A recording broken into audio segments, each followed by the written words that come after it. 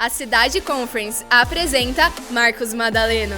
Líder da juventude Eleve da Igreja da Cidade, Marcos Madaleno é uma mente criativa e um espírito inovador sustentado por um coração profundamente quebrantado. Apaixonado por evangelismo, Marcos foi o fundador do Reação, movimento evangelístico que pôs fim ao carnaval em diversas cidades do Vale do Paraíba e idealizador do Velos Project, uma mobilização nacional de evangelismo e avivamento que acontece simultaneamente em diversas cidades do Brasil e do mundo. Autor dos livros Ministério com Jovens e Criativice, Marcos também é o líder nacional da Rede Inspire de Igrejas. Casado com a pastora Mariana Madaleno, ele é o pai de 3 filhos, Levi, Samuel e Pedro.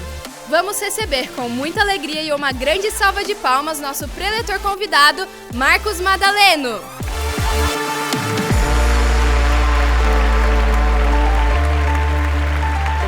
Como é que tá aí? Você está recebendo algo novo de Deus aqui? Você está fazendo conexões dos céus aqui? Você conheceu alguém aqui? Assim, eu estou falando você se conectar com outros líderes que estão fazendo coisas novas, mas também deve ter gente solteira aqui também. Tem alguém solteiro aqui? Então, essas coisas podem ser mudadas em momentos como esse também. Então, não perca nenhuma oportunidade. Eu estou sendo muito abençoado aqui pelas palavras da manhã, pelo dia de ontem, e eu espero que você esteja sendo também. Antes de entregar a mensagem aqui ao seu coração, eu queria passar um vídeo da Eleve Conference, que vai acontecer agora de 27 a 29 de junho, daqui um mês, a nossa conferência de juventude. Pode soltar o vídeo, por favor? Distrações. Estamos tão conectados que talvez não estejamos realmente conectados a nada. Nossa atenção foi revertida em capital, o nosso tempo em mercadoria.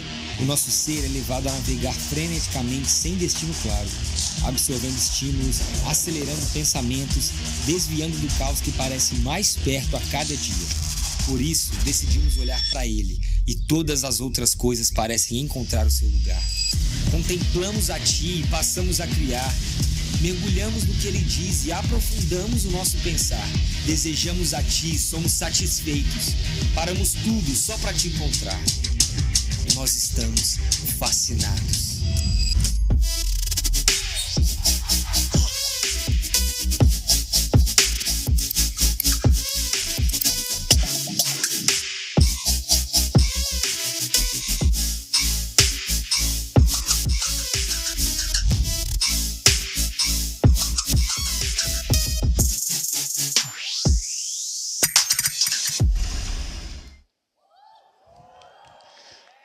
A nossa Eleve Conference esse ano tem 3 modalidades: a Leaders, a Creativice, uma conferência de criatividade e artes, e também a conferência de adolescentes, a Volts. Se você deseja ser parte, enviar um time para vir, passa lá no nosso stand de conferências e já garanta a sua inscrição.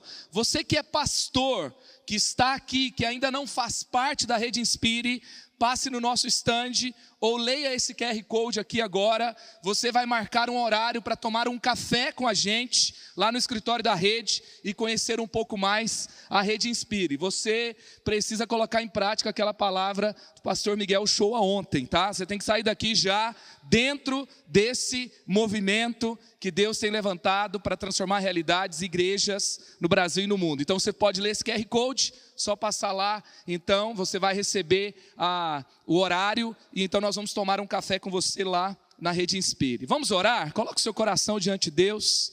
Pai, obrigado por tudo que o Senhor está fazendo aqui. Obrigado por essa conferência. Obrigado por cada líder, cada pastor, cada membro de equipe apaixonados pelo Senhor, que o Senhor reuniu para esse tempo tão especial. E agora, Pai, eu peço que o Senhor venha sobre nós. Usa a minha vida, que a Tua palavra chegue a cada coração e mente, trazendo renovo, transformação, inovação e o novo tempo que o Senhor tem. Nós oramos em nome de Jesus e que a glória seja Tua. Amém. Quero ler com você 1 Samuel, capítulo 16, verso 10 a 13. Um momento tão conhecido por nós na palavra de Deus. O texto diz assim, você pode acompanhar aí também na projeção. Jessé levou a Samuel 7 de seus filhos, Mas Samuel lhe disse: o Senhor não escolheu nenhum destes. Então perguntou a Jessé: estes são todos os filhos que você tem? Jessé respondeu: ainda tenho um caçula, mas ele está cuidando das ovelhas. Samuel disse: traga-o aqui, não nos sentaremos para comer enquanto ele não chegar. Jessé mandou chamá-lo e ele veio. Ele era ruivo, de belos olhos e boa aparência. Então o Senhor disse a Samuel: é este, levante-se e unja-o. Samuel apanhou o chifre cheio de óleo e o ungiu na presença de seus irmãos. E a partir daquele dia, o Espírito do Senhor apoderou-se de Davi, e Samuel voltou para Ramá. O que nós temos aqui nesse texto? 1 Samuel capítulo 16, que tem como marca a unção de Davi como rei de Israel. Como esse texto começa? Um capítulo antes, Deus claramente mostra para Samuel que ele havia rejeitado Saul como rei de Israel. E aí então o verso 1 começa que Samuel, Deus está dizendo para Samuel, ele está proibido de continuar triste com o que estava acontecendo com Saul, porque Deus estava levantando um novo rei, um novo tempo para a nação de Israel. Então dá instruções claras a ele, que ele fosse até a casa de Jessé para ungir o novo rei de Israel. E quando ele vai à casa de Jessé, eles têm uma certa reunião, os anciãos são convidados, Jessé está lá, os filhos de Jessé, Samuel acredita que estavam todos lá, e eles começam esse encontro, essa refeição, essa reunião solene, esse tempo de sacrifício a Deus. Eu não sei se você percebe, mas o texto de 1 Samuel 16 começa com uma indignação, uma insatisfação com aquilo que já era passado. Deus já havia rejeitado Saul como rei. E agora então, você tem uma reunião sobre o que viria. É uma reunião sobre o futuro. O tema dessa mensagem que eu quero compartilhar com você é uma reunião sobre o futuro. Nós vamos ter uma reunião sobre o futuro nessa sala. Nós vamos conversar sobre aquilo que Deus vai fazer a partir desse tempo na sua igreja e na sua história. Está preparado para essa conversa? Nesse contexto, na mesa de Jessé, Samuel está lá, o momento foi preparado, havia uma indignação sobre aquilo que havia acontecido, havia uma insatisfação com aquilo que estava acontecendo na nação de Israel, havia um desejo de viver um futuro preparado por Deus, mas havia um problema nessa reunião: o futuro não estava na mesa. Você já teve reuniões como essa? Você quer sair de onde você está, você sabe que precisa fazer coisas novas, você quer avançar, você não suporta mais estar no mesmo lugar, ter os mesmos resultados, lutar com as mesmas coisas, você sabe que Deus tem coisas novas, e nós precisamos fazer isso. Agora, às vezes, estamos falando de futuro, querendo sair do lugar onde estávamos, mas nós não convidamos o futuro para a mesa. Por que o futuro não estava na mesa? Porque Davi não estava na mesa. Davi não havia sido convidado. Eu não sei qual é o contexto que você vive, mas nós precisamos falar do futuro. William Pollard diz assim: a arrogância do sucesso é pensar que o que foi feito ontem será suficiente para amanhã. O Craig Groeschel fala assim, que se o que Deus está fazendo na sua igreja está funcionando, você tem que aproveitar o quanto durar, porque o que está funcionando hoje não vai servir para amanhã. E aí então, quando eu vejo o que Deus está fazendo na nossa nação, nós estamos entusiasmados com o crescimento da igreja e devemos nos entusiasmar. Porque dá uma olhada nisso, o censo demográfico mostra um crescimento claro, um crescimento consistente da igreja, do evangelho no Brasil. Desde o primeiro censo de 1872, você tem um especialista em demografia, doutor em demografia na USP, o José Eustáquio Diniz, ele mostra a curva onde o Brasil tinha menos de 1% de evangélicos, era 99% de católicos. E aí tem um gráfico que eu coloquei aí, o pessoal do multimídia vai colocar, daqui a pouco eles colocam aí. Mas aí ele vai mostrar o quê? Que desde o primeiro censo, começa meio devagar, e aí então depois da década de 90, o número de evangélicos começa a crescer assustadoramente, e nós temos uma previsão que em 2032 o Brasil será um país de maioria evangélica pela primeira vez. E nós estamos assim realmente celebrando o que Deus está fazendo. Essa conferência mostra também, é um efeito daquilo que Deus está fazendo na nossa nação. Tem crianças, jovens, tem adolescentes, tem líderes, tem pastores, tem pessoas de várias realidades, todos os estados brasileiros. Deus está se movendo de uma forma única na nossa nação. Agora, junto com isso, nós temos uma outra realidade. Queria que o pessoal do multimídia colocasse aqui, por favor, o que eu estou falando aqui sobre os dados, tá? A outra realidade é que saiu uma matéria na BBC News, que mostra o seguinte, que apesar do crescimento de evangélicos no Brasil, nas grandes capitais brasileiras, o número de jovens sem religião é maior do que o número de católicos e é maior do que o número de evangélicos. Então, cresce assustadoramente entre jovens de 15 a 25 anos, o número de pessoas sem religião. Eles estão dizendo, nós não queremos saber da igreja. E essa matéria vai dizer o seguinte, tá? A matéria diz que, apesar do crescimento dos evangélicos, é lógico que os jornalistas não vão procurar notícias e dados sobre a igreja para dizer assim, vai dar tudo certo. Você viu alguma matéria falando sobre o que a igreja está falando no Rio Grande do Sul? Você vê os influencers, você viu o que a Anitta fez, você viu o que o Felipe Neto fez, você não viu o que a igreja fez. Agora, é claro que a gente tem esse olhar de perceber que tem algo por trás que não está celebrando o crescimento dos evangélicos. Porém, a matéria traz uma análise que é importante para nós. Ele fala assim, o Brasil jamais será um país de maioria evangélica, porque os jovens rejeitam a igreja nas grandes capitais brasileiras. Quantos são aqui da cidade de São Paulo e da cidade do Rio de Janeiro? Deixa eu ver. Olha só que legal. Então nós temos aqui uma missão. São Paulo e Rio de Janeiro tem que reverter esse quadro para ganhar os jovens para Jesus. Só que deixa eu te contar uma outra história.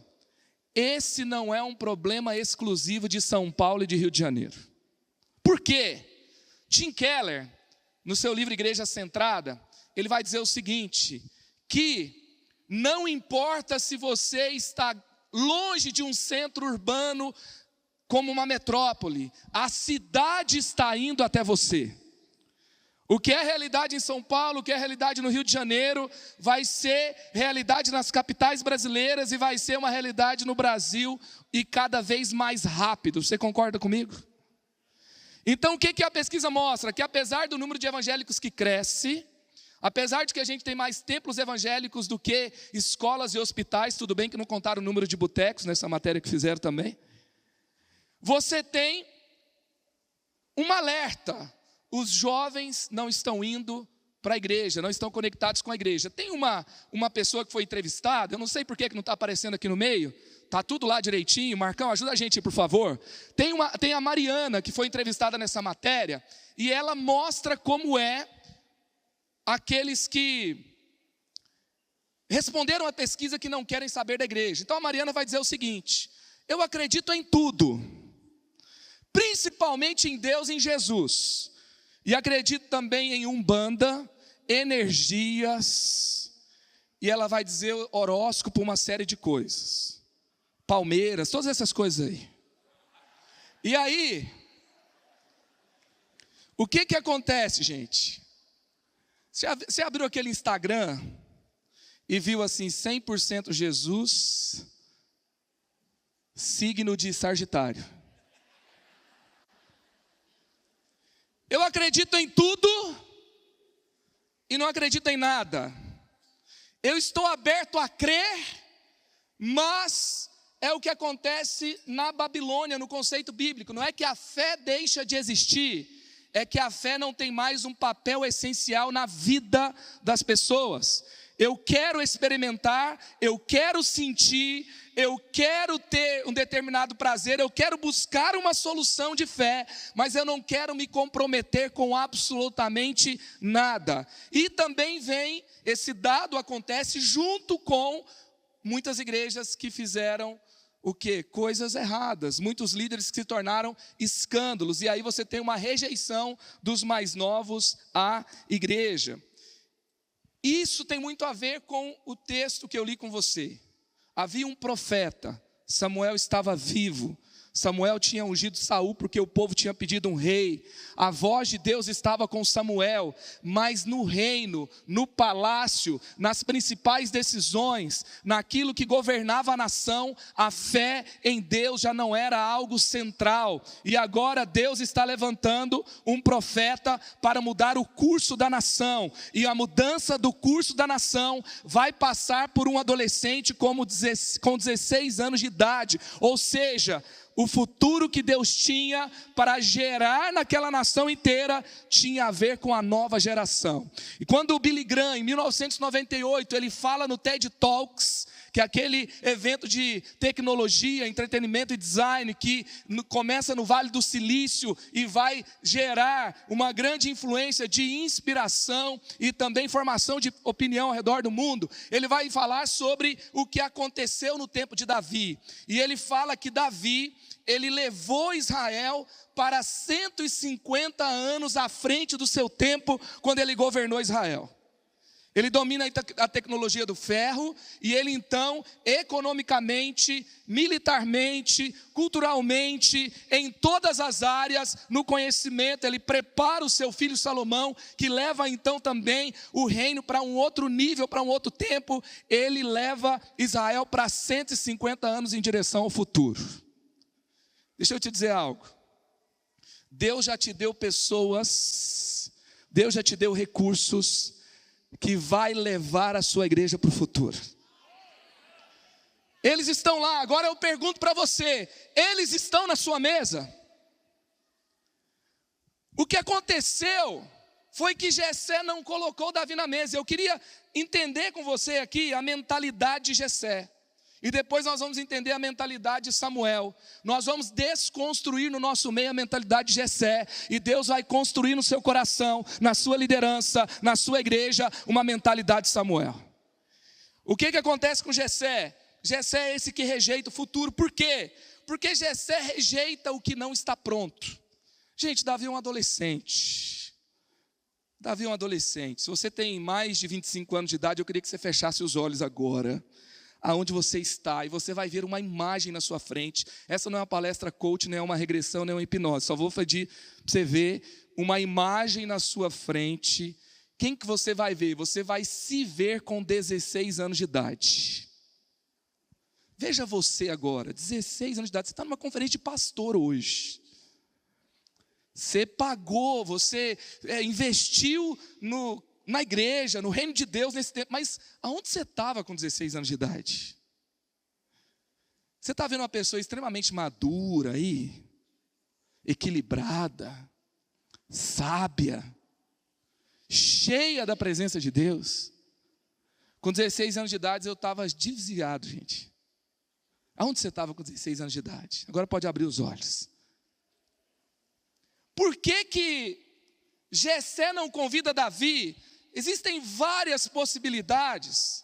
Tem pessoas que vão falar que é porque ele nasceu em pecado, porque era filho de adultério, porque era filho bastardo. Tem pessoas que vão falar porque ele era ruivo e o ruivo era amaldiçoado. Mas nós não temos convicções a respeito dessas possibilidades, são suposições.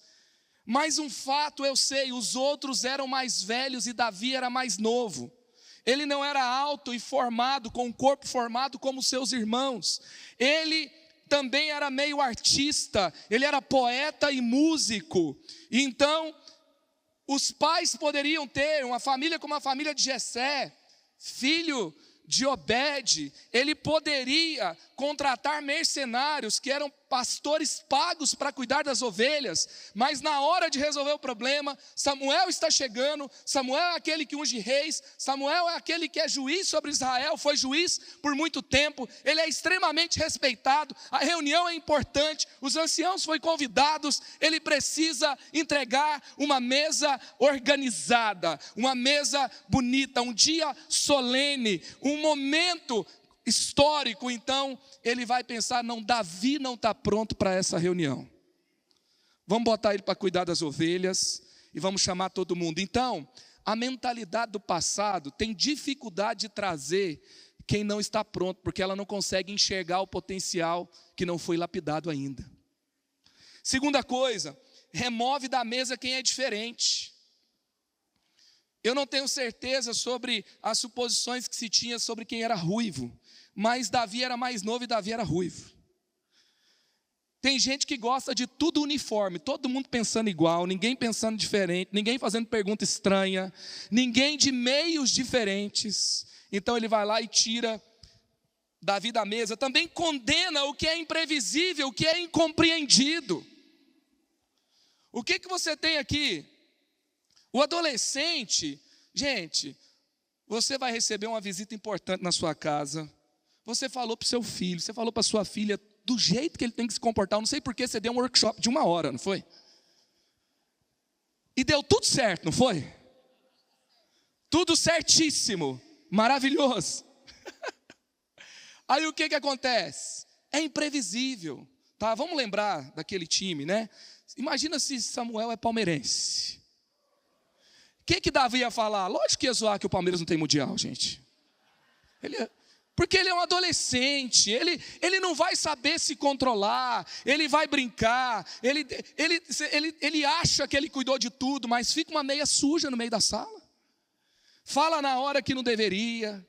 Então o que acontece? O que é imprevisível, o que ele não pode controlar, o que ele não tem certeza que vai ser exatamente do jeito que ele planejou, então ele tira. Quem está preso no passado, normalmente não tem gente diferente na mesa e quer controlar tudo que acontece. Aí depois, você vai ter uma outra situação. Jessé tem excesso de praticidade. Ser prático é uma virtude. A gente vai numa reunião, a gente gosta de saber o que nós estamos discutindo, quais são as soluções, quem vai fazer o que é para ser feito depois, sim ou não? Nós queremos saber. Então, a praticidade nos ajuda a organizar com recurso financeiro, com logística, mas quando se tem excesso de praticidade, as pessoas não são mais importantes. Então ele já fala assim, ele falou para chamar os filhos, mas Davi, ele não vai nem sentir falta. Então pega esse Davi, bota ele para cuidar das ovelhas, ele não vai ser importante nessa reunião, ele não vai querer saber quantos faltam, já tem 7 filhos aqui, para que ele vai perguntar sobre mais um? Então, ele cuida das ovelhas, eu resolvo o problema da imprevisibilidade, eu resolvo o problema de alguém que ainda não está pronto para a conversa, e eu organizo tudo, eu entrego uma mesa bonita e ainda dou uma atividade para o Davi, ele se achou genial. Só que aqui ele teve excesso de praticidade. Também essa mentalidade está presa às formalidades e ao que está estabelecido, é excessivamente formal e também idolatra a performance e a perfeição. Por quê? Porque eu não quero correr o risco de alguma coisinha sair errado. Ou seja, quem está no ambiente que um erro é sempre um motivo para fuzilar todo mundo, quando se faz coisas novas, porque o erro naquilo que está estabelecido tem que ser rechaçado, mas o erro em coisas novas é uma consultoria do que tem que ser melhorado. Em todo lugar que você faz uma coisa nova, você não vai fazer do jeito certo. Nós fizemos 20 anos de Páscoa, no 20º tem que estar bem melhor do que o primeiro, sim ou não? Nós saímos 15 anos fazendo evangelismo de carnaval. Depois de 15 anos a gente não pode cometer os mesmos erros, não é verdade? Mas agora, se os jovens vão fazer evangelismo pela primeira vez numa balada, você acredita que vai dar tudo certo? Que não vai ter nenhum problema? Você vai fazer um encontro que você nunca fez, você vai fazer algo online que você nunca fez, você tem expectativa de que vai dar tudo certo? E se der errado, você vai acabar com todo mundo que deu errado? Então Jessé, ele tem uma dificuldade de tentar coisas novas, porque ele não suporta nenhum tipo de erro, porque o seu coração idolatra a perfeição. Essa é a mentalidade de Jessé. Agora vamos para a mentalidade de Samuel. Gente, a gente tem que aprender com Samuel, sabe por quê? Porque Davi não coube na cabeça de um rei novo, mas se encaixou perfeitamente na mentalidade de um profeta velho. Isso não é sobre idade, é sobre uma mentalidade de futuro. Aqui de 0 a 100 anos, vai sair todo mundo com mentalidade de futuro. E eu estou cansado de ver gente de cabeça branca mais visionária do que os jovens. Então assim, a mentalidade de Samuel aqui, ele tem algo que nos ensina sobre o futuro. Então, o que Samuel é aqui? Samuel é aquele que está inquieto e inconformado. Por quê, gente? Porque quando Deus rejeita Saul, o problema não é que Israel está perdendo guerra. Israel está ganhando, apesar... E olha só, sabe qual que é o problema de Samuel? Sabe por que Samuel estava triste? Porque tinha um rei que tinha sido rejeitado por Deus, mas que tinha muita popularidade. Que desobedeceu a Deus para manter a sua popularidade.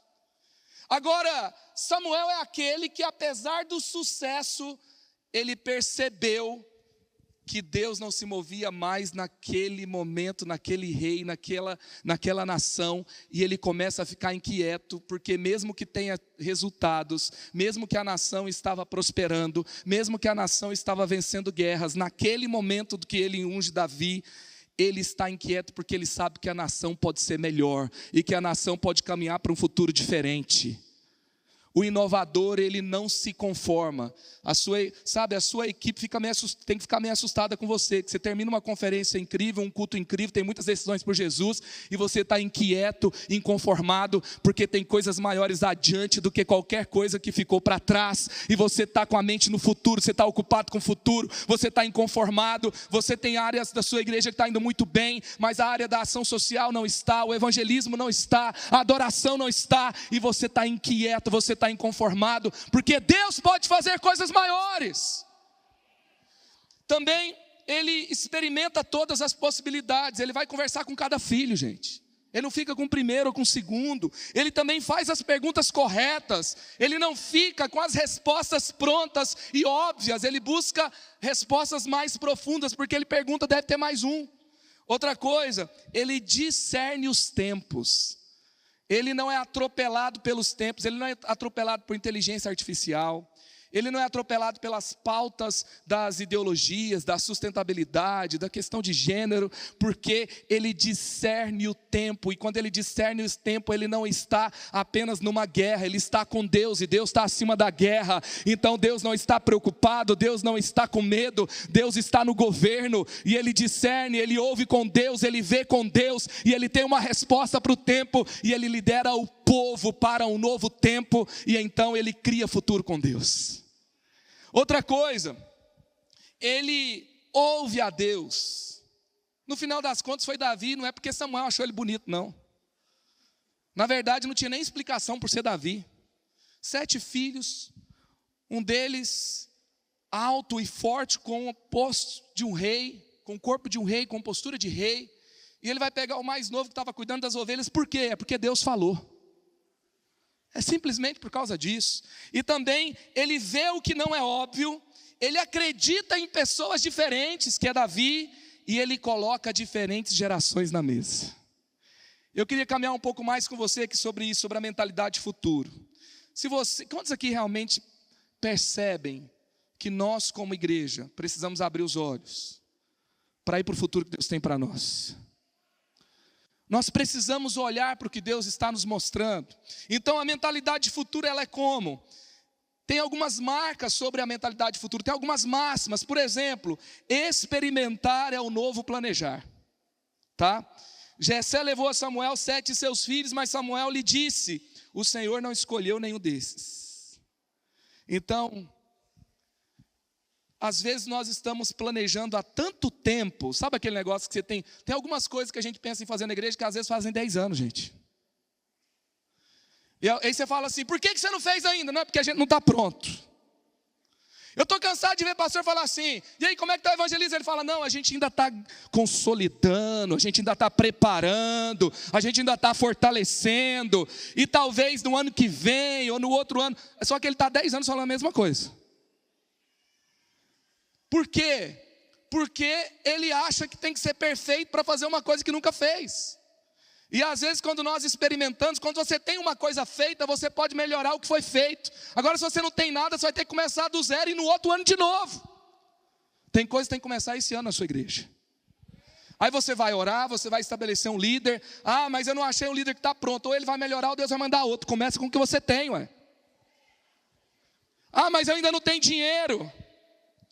Começa com o que você tem. Ah, mas a gente está num lugar, e quando a gente mudar para o outro lugar, talvez o que você vai começar, Deus vai te dar o quê? O aperfeiçoamento, e vai abrir portas para o novo lugar que Deus tem para você.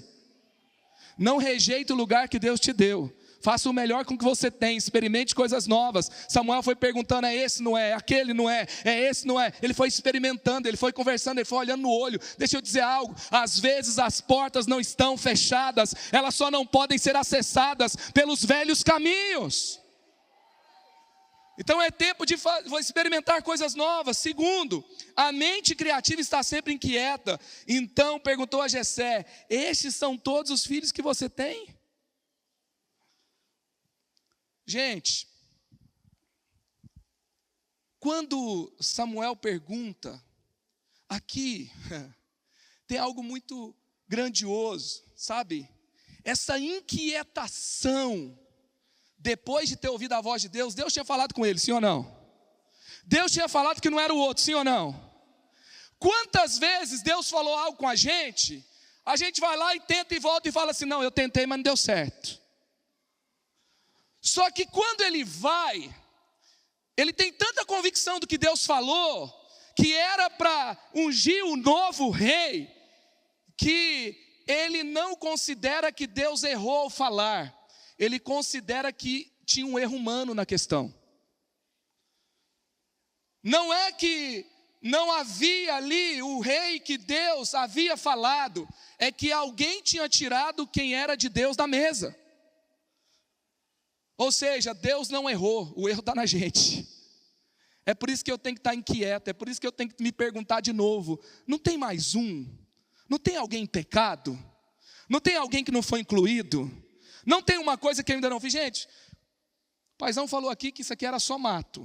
Você não faz ideia de quantas coisas nós usamos de criatividade, depois de ouvir a voz de Deus, que Deus já tinha nos dado esse lugar, para um novo ano de campanha com 12 carnês para a membresia pagar. Foram longos anos, com ministério de crianças, ministério de jovens, com espetáculos artísticos. Muitas vezes Deus falou, mas o recurso não chegou. Deus ele faz isso, né? Ele manda você fazer uma coisa sem o recurso ter chegado. Ele manda você fazer uma coisa sem a pessoa estar pronta.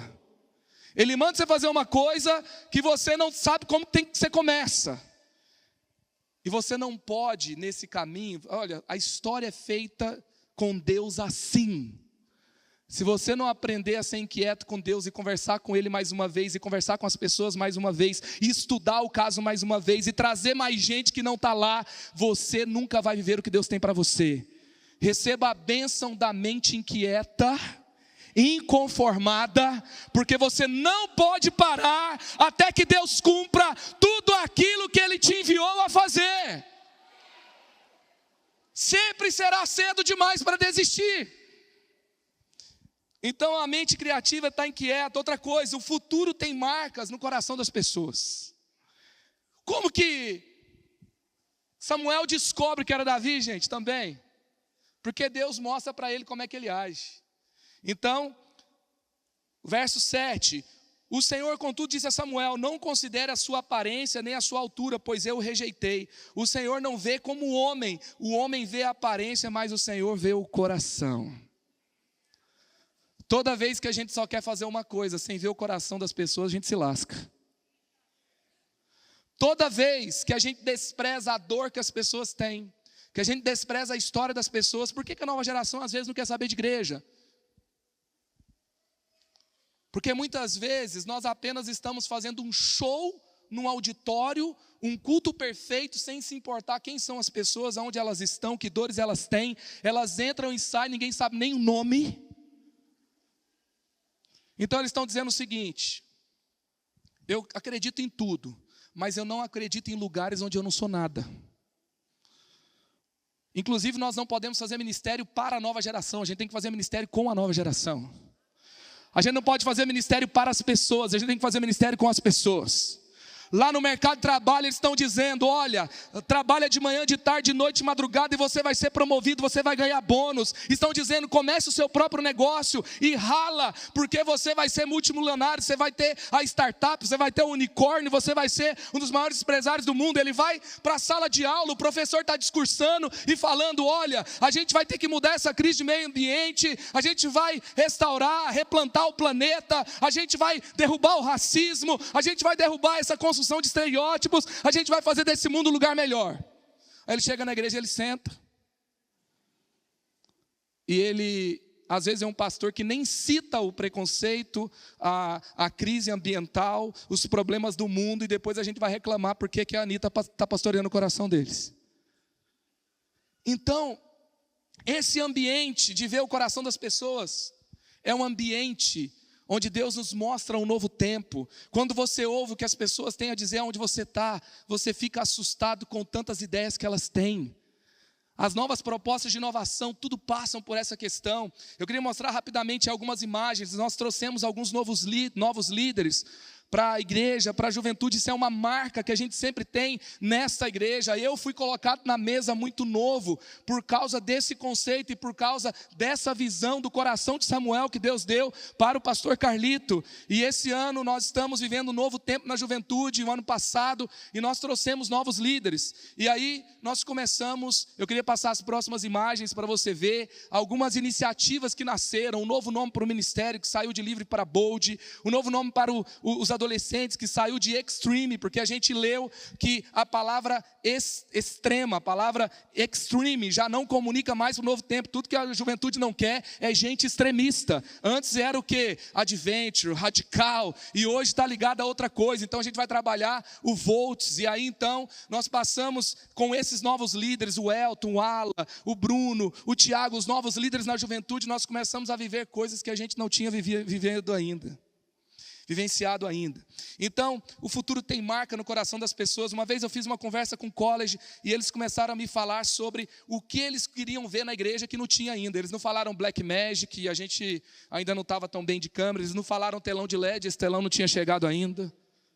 Eles falaram: eu tenho visto que tem pouca gente com necessidades especiais envolvidas no ministério.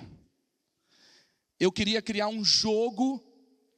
A Yasmin falou: eu queria criar um jogo para ajudar adolescentes a se abrirem. Ao invés de dizer, eles são mimizentos, eles não se abrem, eles são frágeis emocionalmente, eles estão o tempo todo na internet. Ela falou: vamos criar um jogo para ajudar os adolescentes a se abrir numa célula, no discipulado, para que a gente possa pastorear o coração deles. Essas ideias, muitas ideias não foram minhas, não foram do paizão, foram ideias que nasceram no meio da galera, e gente nova.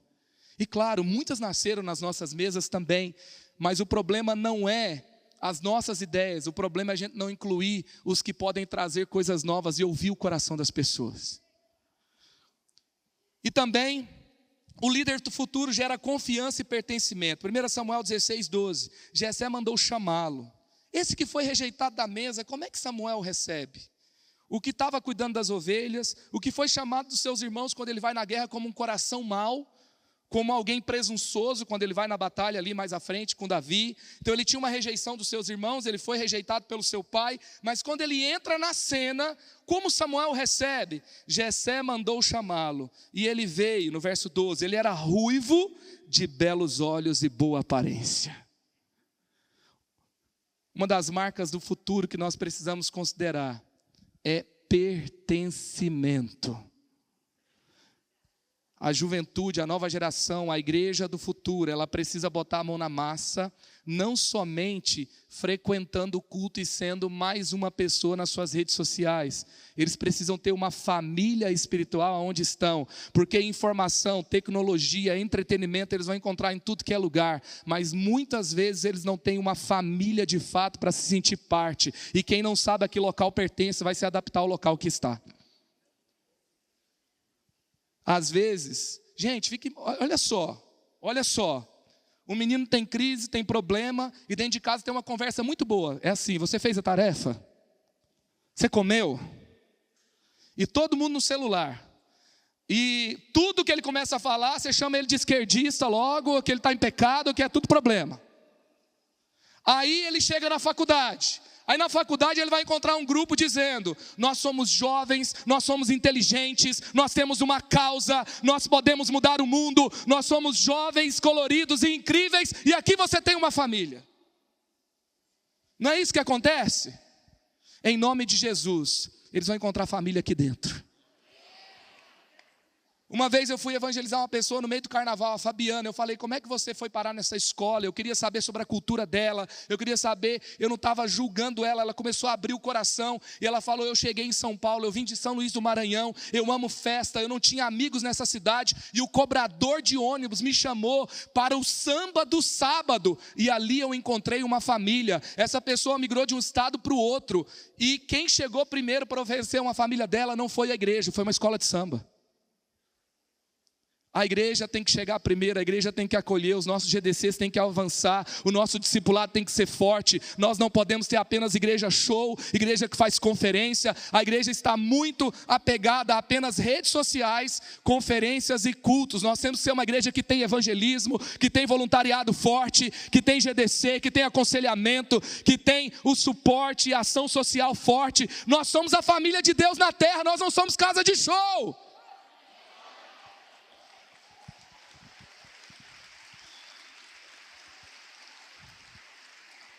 A igreja do futuro gera confiança e pertencimento. E também o discernimento é a chave. O discernimento é a chave. Discernimento não é mais diferencial não, gente.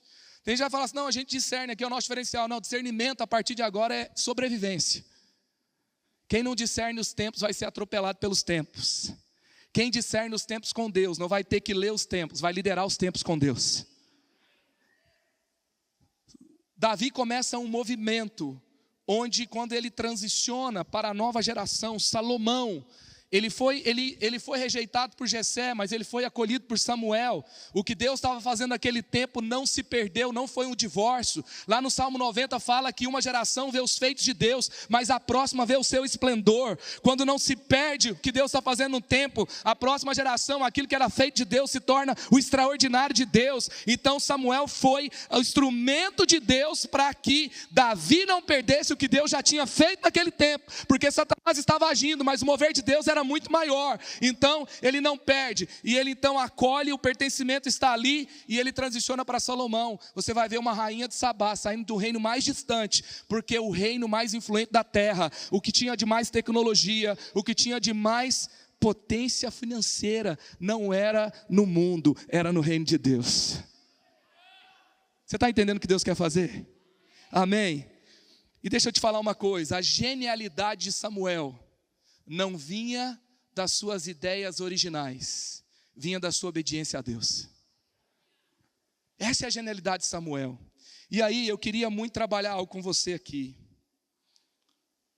Tem 3 maiores desafios aqui, com relação ao que foi um obstáculo para que esse futuro fosse gerado, tá?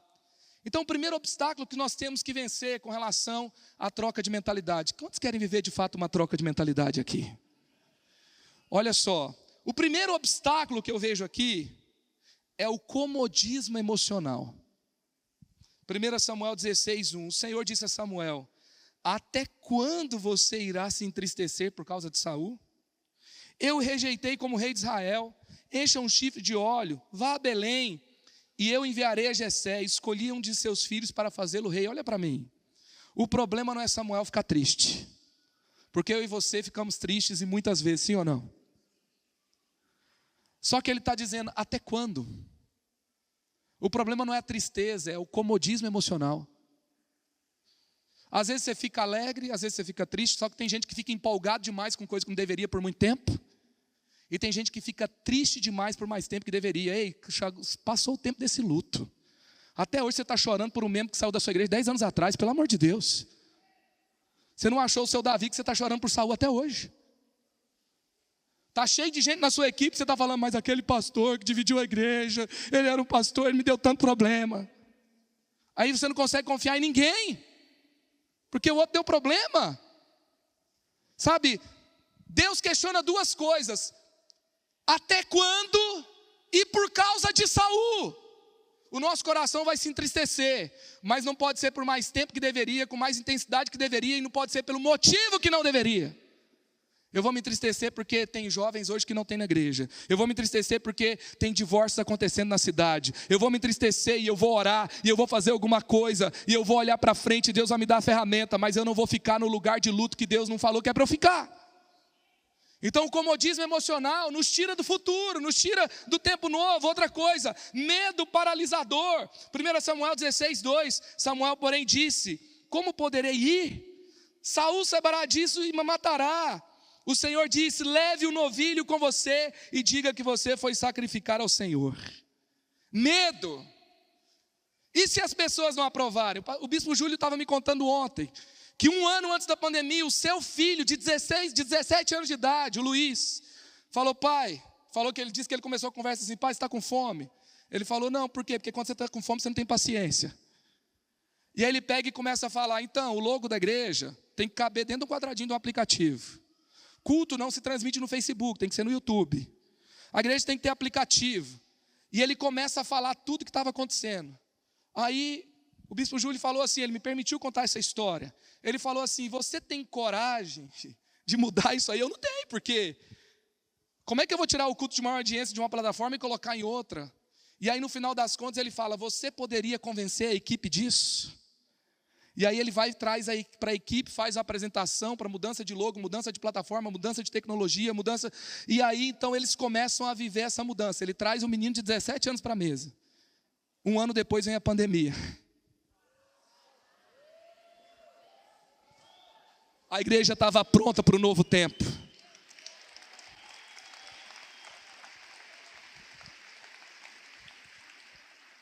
Deus falou, mas não foi o profeta, não foi Xaranamamraias, foi um menino de 17 anos. Às vezes Deus está falando, mas o menino sujo, o menino nas redes sociais, o menino jogando videogame, jogando LOL de madrugada. Aí você não tem paciência para ouvir. E ele contou como, ele falou assim, aquele menino me salvou de milhões. Então nós não podemos ter medo de fazer mudanças necessárias. E por último, a idolatria da perfeição. 1 Samuel 16:5. O Senhor, contudo, disse a Samuel, não considere a sua aparência nem a sua altura, pois eu rejeitei. Primeira coisa, ele achou que ia ser tipo um Saul, do mesmo tamanho, da mesma altura. Acertei de novo, já vou ungir e vou embora. Estava meio sem paciência já. Mas Deus fala, não é por aí. E ele tem que se desapegar do conceito que ele tinha do estereótipo de um rei, para ungir um menino que não estava pronto, com aparência que não era aparência de um rei. A única explicação é porque Deus mandou. Sabe, nós temos que vencer isso, porque o criativo, o inovador, ele precisa estar acima da necessidade de aceitação e validação das pessoas. Quem é validado pelo céu não se contenta com likes e elogios da terra. Amém?